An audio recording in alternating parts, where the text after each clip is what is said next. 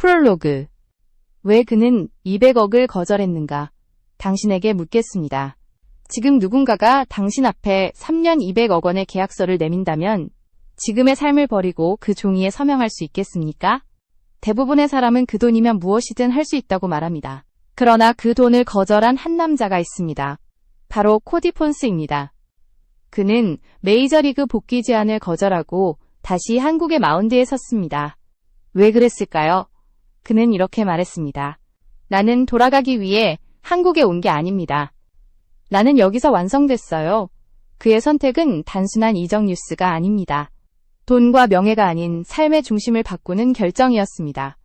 2018년 5월 7일 대전 하나생명 이글스파크의 마지막 타자를 삼진으로 잡은 순간 코디 폰스는 두 손으로 얼굴을 감싸고 무릎을 꿇었습니다.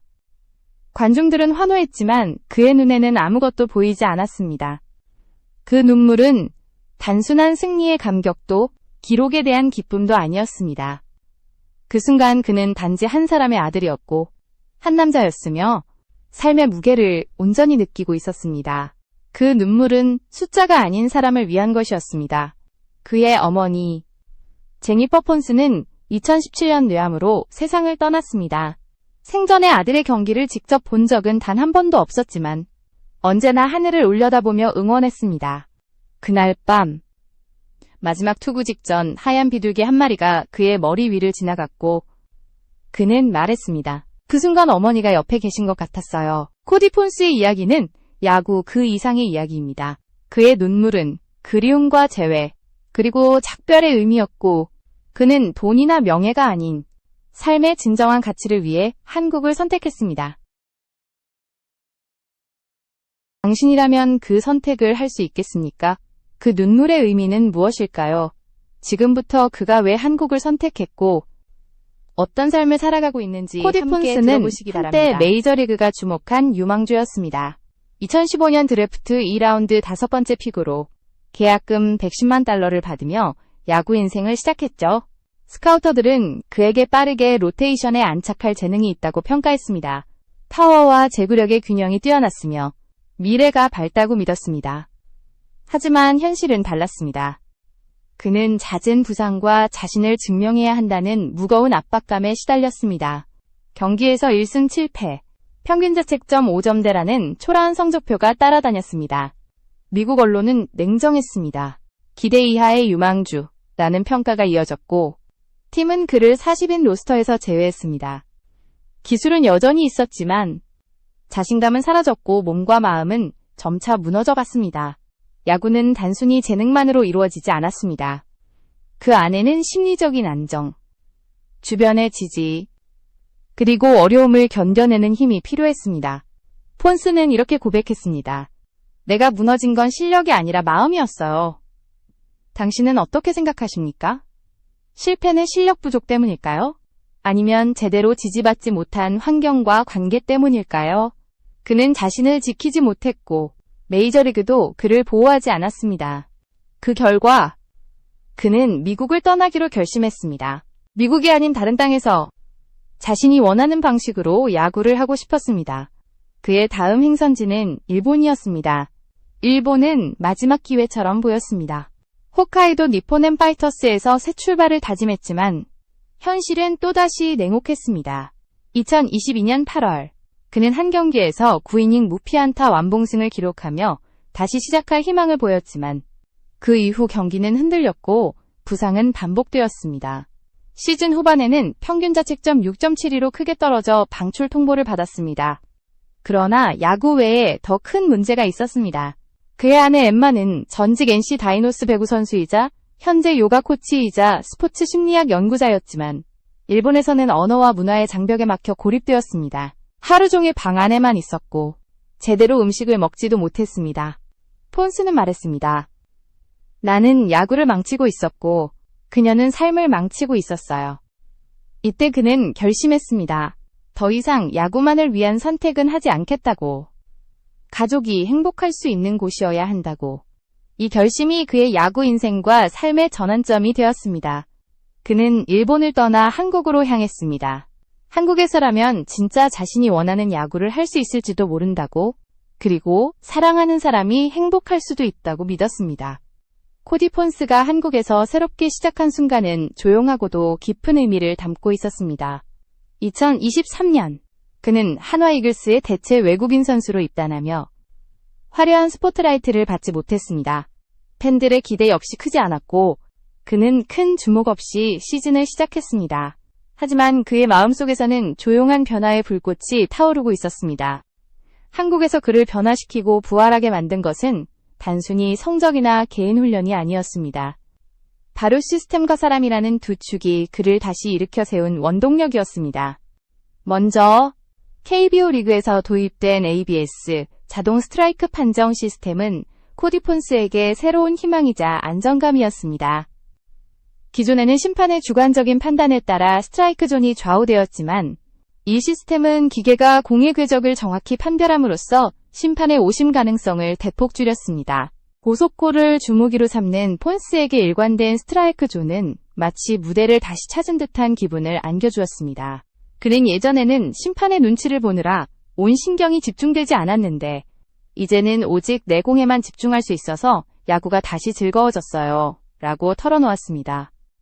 하지만 기술적인 시스템의 변화만으로는 그가 진정한 부활을 이루기 어려웠을 것입니다. 바로 옆에서 그를 믿고 지지해준 사람이 있었기에 가능했습니다. KBO 최고의 베테랑 포수 최재원과의 완벽한 호흡이 그중 하나였습니다. 코디 폰스는 최재원의 사인을 보면 고민하지 않고 그냥 던졌어요. 그는 나를 믿었고 나는 그의 믿음을 절대 저버릴 수 없었죠. 라고 말합니다. 그의 말처럼 이 믿음과 신뢰는 단순한 기술 이상의 힘이 되어 폰스의 마음을 안정시키고 자신감을 되찾게 해주었습니다. 또한 메이저리그 출신으로 이미 한국 야구에 자리 잡은 류현진은 폰스에게 기술적 조언뿐 아니라 멘탈과 루틴을 전수하는 멘토 역할을 했습니다. 폰스는 류현진 형이 없었다면 나는 아직도 흔들리고 있었을 거예요. 그의 조언과 지도가 없었다면 이 자리에 설 수 없었을 겁니다. 라며 깊은 고마움을 표현했습니다. 류현진의 체계적인 훈련법과 꾸준한 멘탈 관리 비법은 폰스가 자신을 재조립해 나가고 진짜 부활하는 데 결정적인 역할을 했습니다. 한국에서 코디 폰스는 기술뿐만 아니라 사람의 힘으로 진정한 자신을 되찾았습니다. 그는 이제 단순한 외국인 투수가 아니라 팀과 팬, 그리고 공동체의 일원으로서 함께 호흡하며 새로운 야구 인생을 시작했습니다. 여러분은 어떠신가요? 어려운 순간에도 묵묵히 곁을 지켜주고 다시 일어설 수 있게 힘을 준 사람이 있나요? 그 사람의 이름을 떠올려 보십시오. 그 믿음과 사랑이 진짜 부활의 시작일지도 모릅니다. 한국에서의 부활은 단지 경기장에서의 기록이나 승리가 아닌 마음과 삶의 균형을 되찾는 여정이었습니다. 코디 폰스는 그 어느 때보다 자신감 있고 안정적인 모습으로 그라운드를 누비고 있습니다. 그가 겪은 고난과 좌절은 이제 그를 더 강하게 만들었으며 그는 이곳 한국에서 새로운 희망을 품고 야구를 이어가고 있습니다. 코디 폰스의 삶은 한국에서 야구 선수 이상의 의미를 갖기 시작했습니다. 대전에 도착한 첫날, 폰스 부부는 놀라운 소식을 들었습니다. 아내 엠마가 임신했다는 소식이었습니다. 이 소식은 그들의 인생을 완전히 바꿔놓았습니다. 폰스는 이렇게 말했습니다. 그 아이는 우리에게 기적이에요. 일본에서 외로움과 고통에 갇혀있던 엠마는 한국에 와서야 다시 웃음을 되찾았습니다. 한국 팬들은 그들을 따뜻하게 환영했고 팀과 지역사회는 세심하게 배려했습니다. 엠마는 점차 지역 커뮤니티 활동에 참여하며 새로운 삶에 적응해 갔습니다. 폰스는 이제 더 이상 단지 야구 선수가 아니었습니다. 그는 곧 태어날 딸의 아버지였고 한 가정의 가장이 되었습니다. 그는 사인볼 대신 아기의 초음파 사진을 들고 퇴근하는 삶을 살고 있습니다. 폰스는 나는 이제 기록을 위해 던지지 않습니다. 이 아이를 위해 던지고 있습니다. 라고 말합니다. 딸의 출산 예정일인 2025년 10월의 날짜를 팔에 문신으로 새길 계획도 갖고 있습니다. 그것은 단순한 기록이 아닌 삶의 기억이고 약속입니다. 그의 선택은 세상의 통념을 뒤엎는 결정이었습니다. 2025년 올스타전 이후 메이저리그 복귀 제안과 3년 2천만 달러의 조건이 다시 그에게 다가왔습니다. 많은 이들은 그가 그 꿈을 다시 줬을 것이라 예상했습니다. 하지만 그는 거절했습니다. 폰스는 나는 돌아가기 위해 한국에 온 게 아닙니다. 나는 여기서 완성됐어요. 라고 말했습니다. 그가 지키고자 한 것은 돈이나 명예가 아니라 지금 이곳에서 만들어진 삶의 균형과 사람들과의 유대였습니다. 그는 말합니다. 메이저리그에서 아내는 울었고 한국에서는 웃었습니다. 성공이란 무엇일까요? 돈이나 명예일까요? 아니면 가족이 함께 웃고 동료와 팬들과 함께 호흡하는 삶일까요? 코디 폰스에게 성공은 더 이상 수치나 타이틀로 측정되지 않습니다. 그의 삶은 기록이 아닌 사람들과의 관계 속에서 더 깊어지고 있습니다. 그는 꿈을 포기한 사람이 아니라 현실을 살아내는 사람으로 거듭났습니다. 당신이라면 어떤 삶을 선택하시겠습니까? 그의 몸에는 숫자가 아닌 삶의 이야기가 새겨져 있습니다. 왼팔 안쪽에는 어머니의 이름과 함께 You Forever 라는 문구가 새겨져 있고 가슴에는 할아버지의 이름과 아버지가 가르쳐준 첫 야구 가르침이 문장으로 남아 있습니다. 오른팔에는 MLB에서의 좌절, 일본에서의 도전, 한국에서의 부활까지 그의 야구 인생의 여정이 문신으로 기록되어 있습니다. 폰스는 말합니다. 이건 기록이 아니라 약속입니다. 나는 이 순간들을 절대 잊지 않겠다는 나와의 약속입니다. 2025년 5월 KBO 최초 9이닝 28 탈삼진 기록을 세운 날 그는 그 숫자 28을 문신으로 새겼습니다. 그리고 앞으로 태어날 딸의 출산 예정일도 문신으로 남길 예정입니다.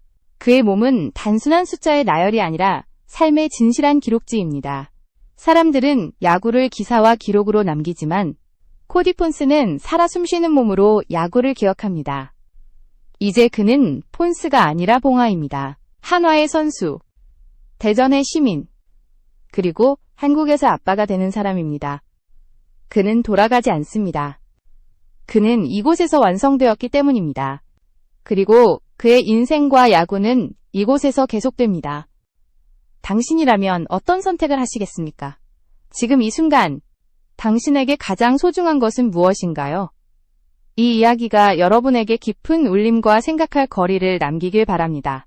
코디 폰스의 이야기는 단순한 야구 선수의 성공기가 아닙니다. 그것은 우리 모두가 마주하는 인생의 선택과 가치에 관한 이야기입니다. 그는 수많은 유혹과 기회를 뒤로하고 자신과 가족에게 진정으로 중요한 것이 무엇인지를 선택했습니다. 돈과 명예가 아니라 삶의 균형과 사랑, 그리고 관계였습니다. 그가 선택한 길은 쉽지 않았습니다. 미국에서의 실패, 일본에서의 고통, 그리고 한국에서의 제도야까지 수많은 시련이 있었습니다. 하지만 그는 포기하지 않았고 자신의 마음과 삶의 중심을 지키기 위해 끊임없이 싸웠습니다. 그의 몸에 새겨진 문신들은 그 모든 순간의 기록이자 약속이며 그의 삶이 얼마나 진실하고 깊은 의미를 담고 있는지를 보여줍니다. 우리는 종종 성공을 수치와 명예로만 판단하지만 코디 폰스는 우리에게 진짜 성공이란 무엇인지 묻습니다. 가족과 함께 웃을 수 있는 삶, 동료와 팬들과 함께 호흡하며 사는 삶, 그리고 자신과의 약속을 지키며 살아가는 삶이야말로 진정한 성공이라는 것을 말입니다. 여러분은 어떤 삶을 선택하실 건가요? 지금 이 순간, 당신에게 가장 소중한 것은 무엇인가요? 코디 폰스의 이야기가 여러분 각자의 삶 속에서 의미 있는 깨달음과 용기를 가져다 주길 바랍니다. 이로써 코디 폰스의 이야기를 마칩니다. 혹시 더 필요한 부분이나 보완할 내용이 있으신가요? 아니면 전체 내용을 워드 파일로 정리해드릴까요?